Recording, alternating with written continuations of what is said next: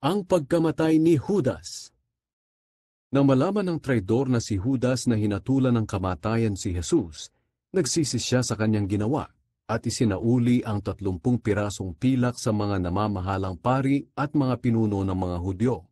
Sinabi niya sa kanila, "Nagkasala ako dahil ibinigay ko sa inyo ang isang taong walang kasalanan." Pero sumagot sila, "Ano ang pakialam namin diyan? Problema mo na iyan." Itinapon ni Judas sa templo ang salapi, pagkatapos ay umalis siya at nagbigti.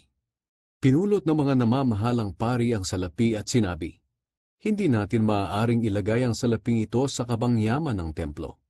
Dahil ibinayad ito upang maipapatay ang isang tao, labag ito sa ating kautusan." Kaya napagkasunduan nilang gamitin ang salapi para bilhin ang bukid ng magpapalayok at gawing libingan ng mga dayuhan.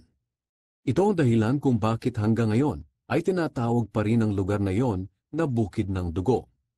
Sa pangyayaring iyon, natupad ang ipinahayag ni Propeta Jeremias nang sabihin niya, "Kinuha nila ang 30 pirasong pilak, ang halagang napagkasunduan ng mga taga-Israel na ipambili sa kanya, at ginamit nila ang pera bilang pambili ng bukid ng magpapalayok ayon sa iniutos sa akin ng Panginoon."